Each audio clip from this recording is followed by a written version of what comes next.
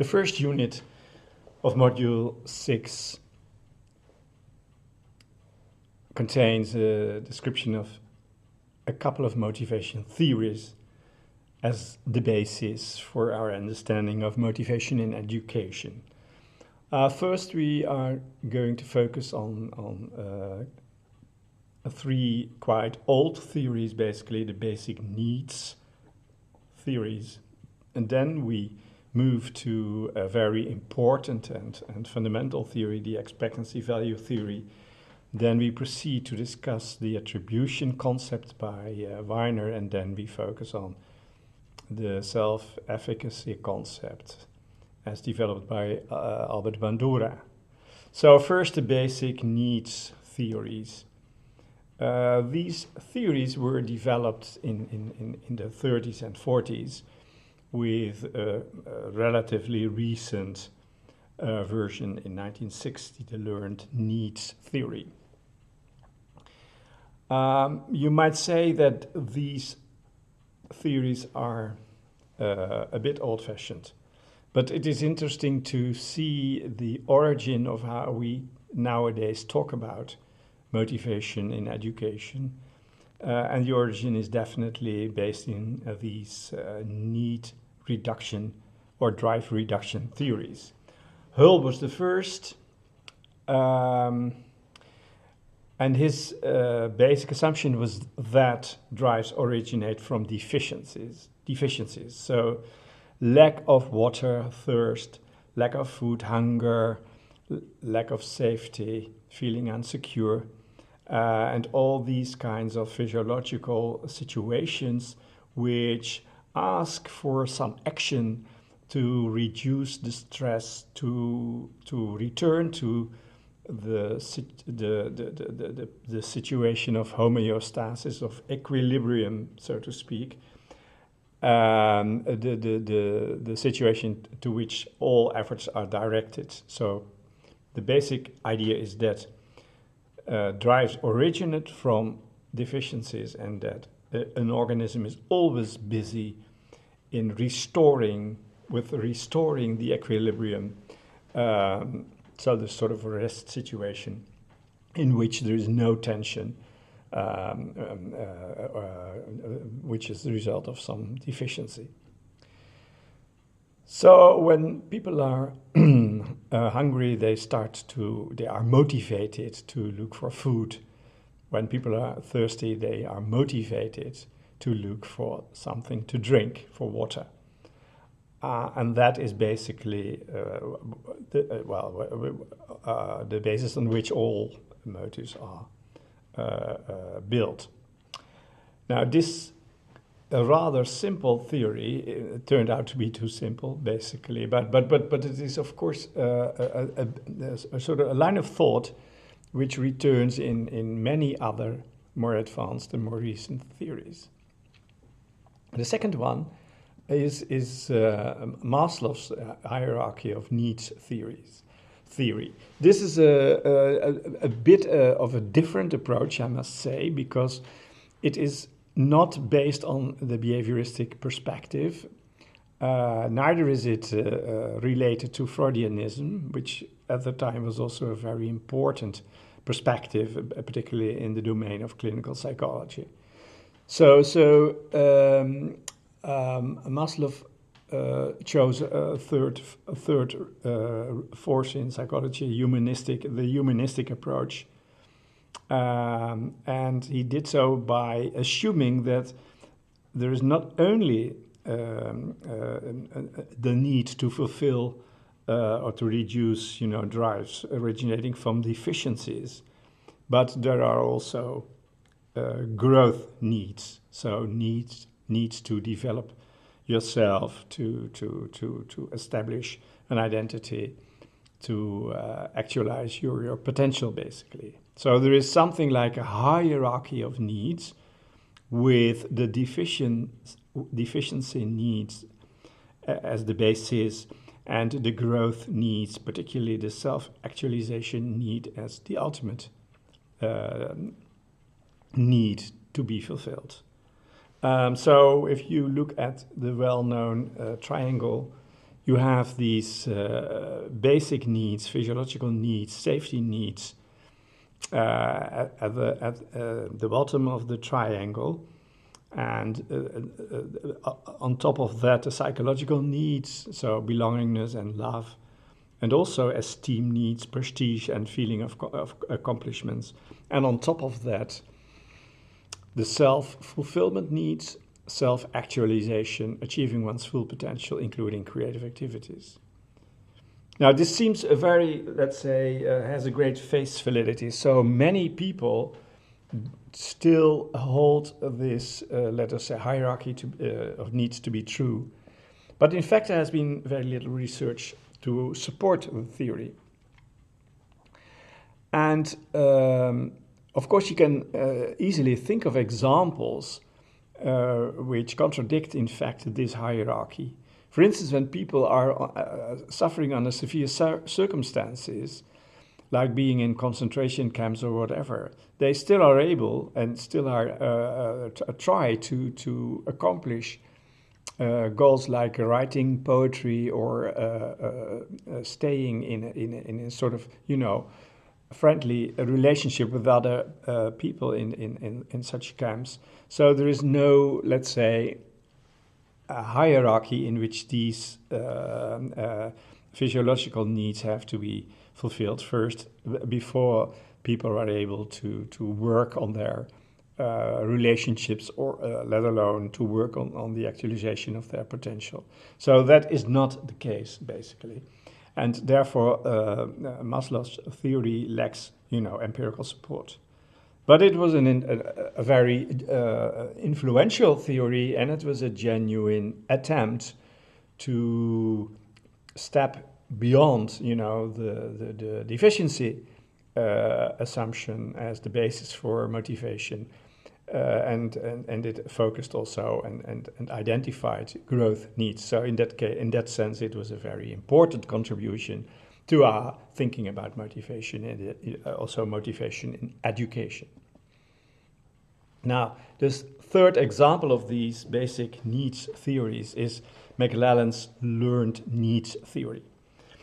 Just to give you an example, McLelland actually distinguished three motivating drivers: achievement, affiliation, and power. Of course, these drivers are situated in the domain of business and industry, where they are very important. They may also be important in other domains, but McLelland studied these drivers in the business and management context, and power is the great motivator there. So this already shed some light on the fact that motives may be situated that in the context of your business or your organization where you have an important role to fulfill, you may be a very power-eager kind of person, whereas at home within your family, you may be another person. So we more and more are convinced now that motivation is situated and that we are not able to speak of general motives, not in that sense, but we will return to this later. Interestingly, and that's the reason why I also chose to show you this example, McLelland developed a test, the thematic apperception test, which was used to identify preferences of people as far as these, let's say, needs are concerned, which McLelland distinguished. For instance, in this particular picture, the testee has to answer the question, how do you interpret this picture? So you see a lady who is thinking and looking and thinking, and there is some sort of, it looks a bit like an evil influence trying to convince her to take some steps. Perhaps she is thinking of taking over, of using her power to take over a position or whatever. And this evil genius is trying to influence her. So that might be an interpretation. It's my interpretation. Perhaps you have a completely different interpretation. But that is exactly what the thematic apperception test is trying to find out. So this is not a test in which there are right or wrong answers. So in that sense, it's not a particular test. It's more, let's say, an attitude, a questionnaire. But the pictures can be interpreted in various ways, which can be more or less, explored beforehand and pictured and also brought into schemes which help you to analyze a particular answer or a particular pattern of answers on this thematic apperception test. Okay. Enough about, McLelland and Maslow and Hull. These are the basic needs theories which form, so to speak, the basis of our motivation psychology and also the basis of our thinking about motivation in education. Now we proceed to the next concept, which is expectancy value. In fact, here we talk about a very important basic assumption which covers a lot of our more modern thinking about motives and motivation. The basic idea is that people, this was originally developed already in the 50s by Rotter, but we have a picture here, a diagram developed by Wickfield and Eccles in 2000, in which the expectancy value theory has been applied to the context of education. The basic idea is that people start to work on a task whenever they feel competent or whenever they think the task is interesting, exciting, challenging, or useful, something like that.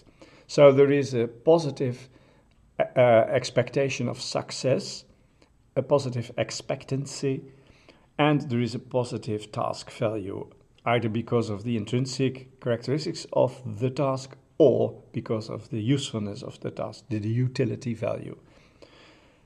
Also taking the costs of completing the task into account. So these two drivers determine whether you start to work on a task or not. They are to a certain extent independent, so you may start a task because you think you can complete the task. So in that case, the expectancy component is enough to help you to start with the task.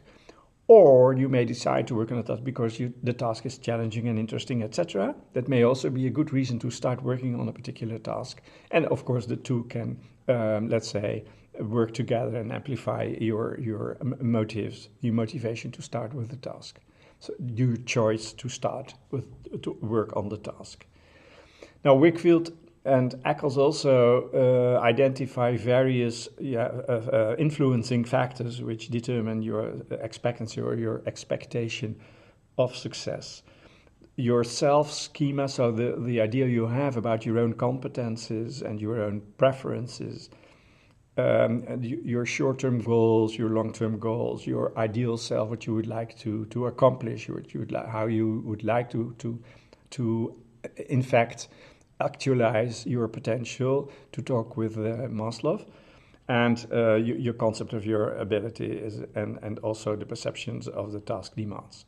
So these factors all contribute to your expectancy, your expectation of success, and when this expectancy level is high enough, you start working on the task. That's the basic idea. So two drivers, expectancy and a value. Again, they are independent, but they can, let's say, strengthen each other's influence. Okay? And then a third concept, which is very influential, that is the concept of attribution. I try to give a definition, and then I run into, explaining what attribution is about. Which kind of dimensions play a role, and how Weiner developed his model and what his model entails, basically. Now, first, to start with, I give a definition by Weiner, given written down in 1986. Attribution is the way learners determine what are the perceived causes of success and failure of their own and other learners' learning efforts. So whenever you have completed a learning task, or a task in general, you may leave out the learners. You may simply formulate people or workers in a particular domain or whatever.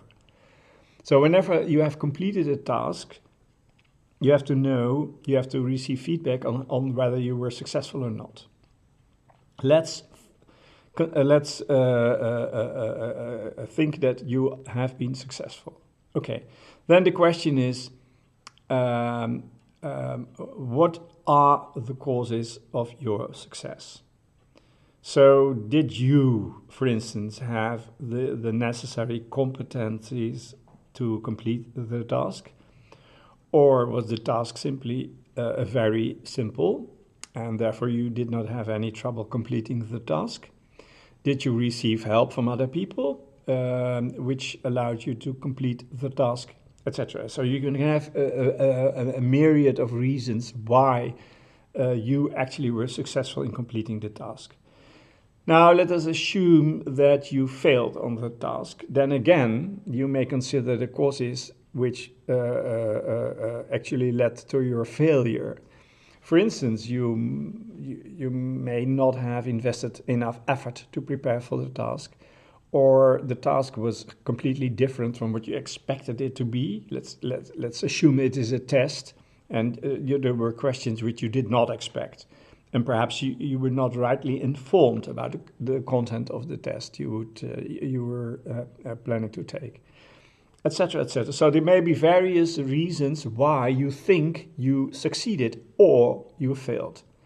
And that whole,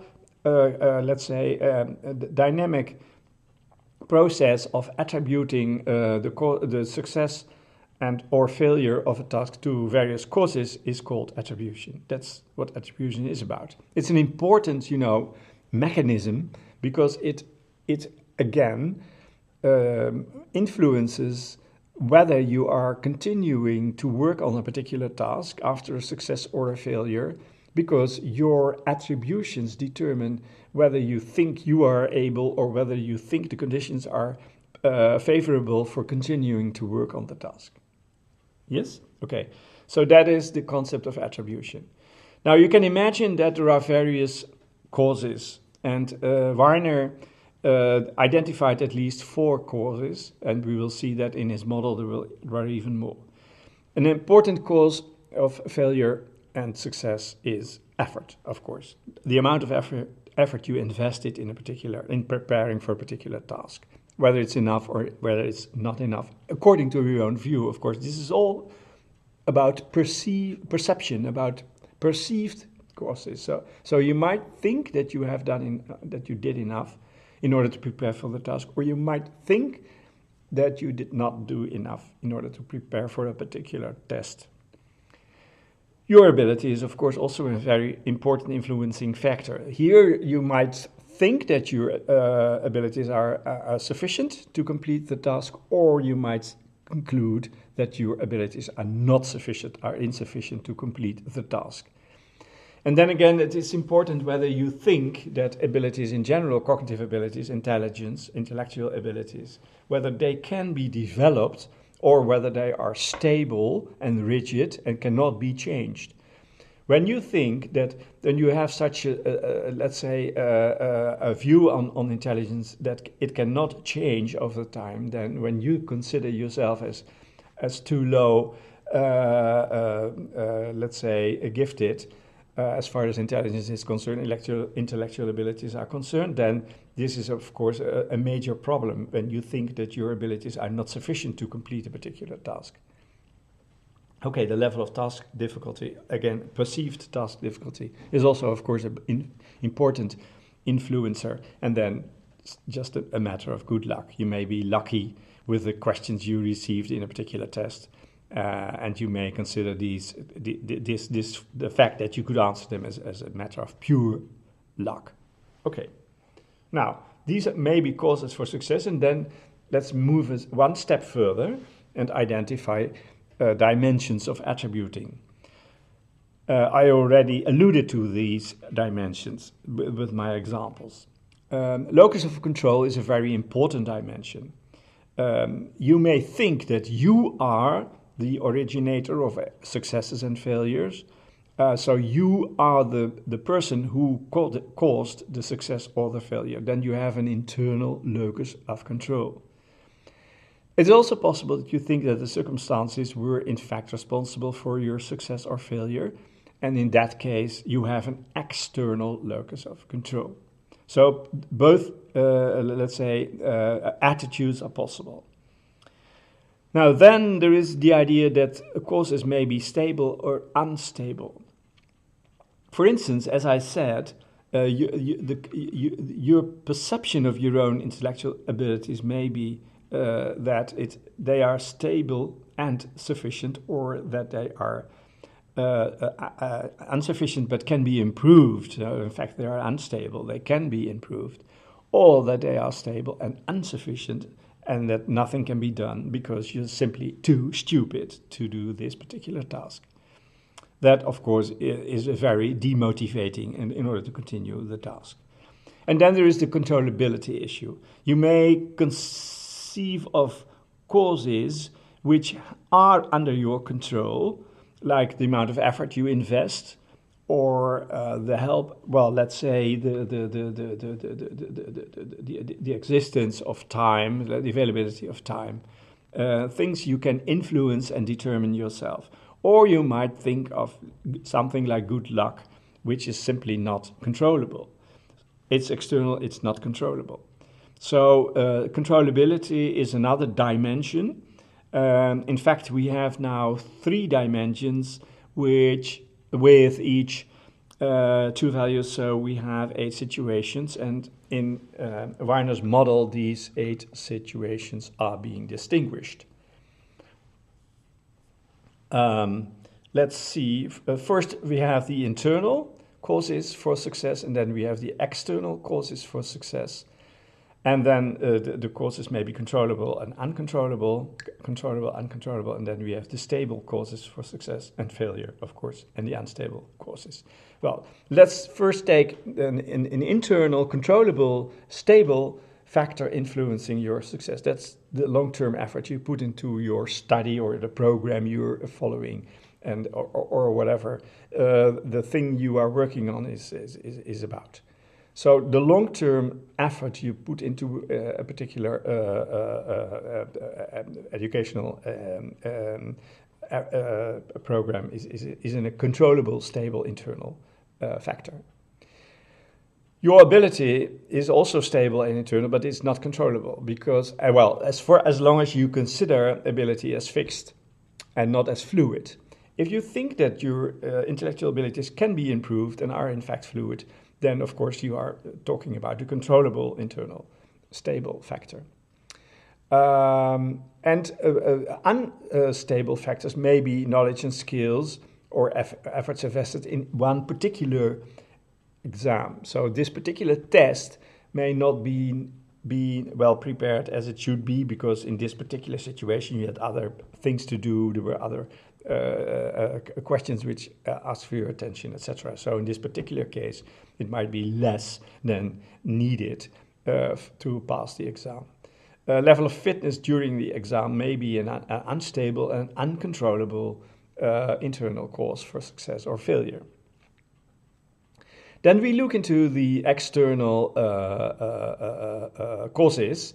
First, the controllable causes, your, let's say, reputation with the teacher, your record as seen by the teacher, may be a stable external controllable cause. For instance, when you take an oral exam and you have a very positive reputation in the eyes of the teacher, that may be a cause for your success.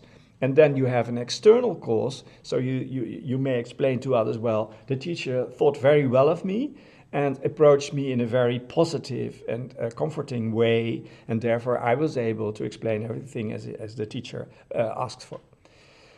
Help from others may also be a controllable but not so stable factor influencing your success. Whether you are able to let's say, to invoke the help from other people, peers or the teacher. Uncontrollable influences may be the level of difficulty of the subject matter. I already explained that. Simply, definitely when you are not well aware of what's actually being asked for, so it may surprise you during the exam that the subject matter is more complex than you originally thought it would be. And good luck is definitely an uncontrollable and unstable external influence of your success, or bad luck or good luck, of course. So this is Weiner's model, and you can imagine that these factors are all very important in the process of attributing your performance to causes. Now, the last concept we want to discuss here in this unit on motivation theories is the concept of self-efficacy. This concept was originally developed by Albert Bandura. In the first paper in which he described the concept was in 1986, but he has written a lot about this concept also later on. And his definition is something like people's judgment of their capabilities to organize and execute courses of action required to attain designated types of performances. It's quite a mouthful of complex words. But it is, let's put it this way, it's a feeling of competence, a feeling that you're able to complete a particular task, a particular cognitive task. So that feeling that you are able may be positive, is positive when you are able. And then that has a positive influence, of course, on your motivation to work on the task, because it influences your expectancy. A positive view on one's competence is a positive influence on your expectation of success in completing a particular task. You can imagine that. So that is the basic idea of as far as self-efficacy is concerned. So people have views on their own ability to do tasks. These abilities may be stable, may be general, so over a number of various tasks, different tasks, or they may be task and situation specific. Again, we talked about the situation specificity of motives and motivation. So your feeling of competence may be, let's say, restricted to particular tasks in a particular environment, in a particular situation, and it may not be extended to tasks of this category in a more general way. Or it may be that way, so you may have a general positive feeling of what you can accomplish in a cognitively demanding situation. You can imagine that there are various sources of self-efficacy beliefs. Of course, your own experience mastering tasks in the same domain of which we are now talking as far as self-efficacy beliefs are concerned. So your own purposive performance, that is, of course, an important source of feelings of self-efficacy. But you can also observe other people, your peers, or perhaps a teacher whom you feel very related with, in such a way that when he or she is successful in completing a task, or whether when your peers are successful in completing a particular task, that may contribute to the feeling that you might also be able to do in a similar vein to complete this particular task. So that's what's called vicarious learning, so learning by observing others, basically. And when you see others successfully completing a task, then that contributes to your own feelings of self-efficacy as far as this particular task is concerned. People might simply persuade you that you are able to do things. We can do it. Yes, we can. The famous quote by Obama is a sort of verbal persuasion that people are able to positively change their situation, their personal circumstances, etc., etc. And physiological states such as anxiety, stress, arousal, fatigue, and mood states, they also influence your feelings about being competent in a particular situation. So when in general these feelings work in a negative way. So when you feel stressed, then that might lower your expectation of success and lower your self-efficacy. When I teach, when I go to a class for teaching, I always feel very stressed.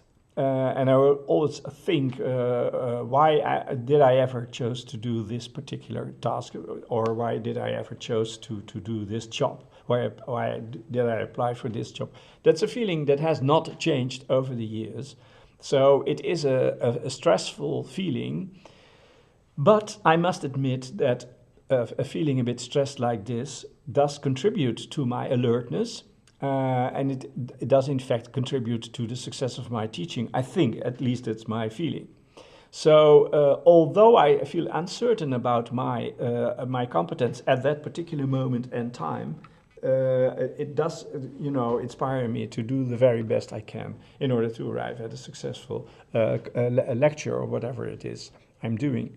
So these physiological states may also inspire you to put more effort in a task, make you more alert in order to meet with the particular demands of the task, and make you more creative perhaps in dealing with the conditions in which you have to work. So these physiological states in general are perceived as negatively influencing, but they may also contribute to your success. Okay. So now we have, and then we bring things together, of course, because we've now introduced so many different concepts. It might be wise to try to bring them together. And that's what this particular diagram is about. Now, let's start with performance at the right end. And performance, as we know, is influenced by, or the motive to perform, the drive to perform is influenced by expectancy, your expectation of success, and value, your task value, your feeling of the task being interesting or useful. So there may be both intrinsic characteristics and extrinsic characteristics which contribute to your positive feeling about the value of the task. So we do have expectancy and value as the ultimate drivers, let's say. And they are influenced by your orientation, whether you want to learn, whether you want to develop your skills, whether you want to master a particular task, whether you are intrinsically motivated and your goals. So your goals are intrinsically directed, mastery goals, or whether you want to perform, whether you focus on your reputation or the need to arrive at certain results, etc., which is more a performance orientation. So the performance orientation may attract your attention to the expectancy side of being motivated in trying to not to fail, trying to be successful. And an intrinsic or a mastery orientation as a goal orientation may let's say focus your attention more on the intrinsic task value of a task.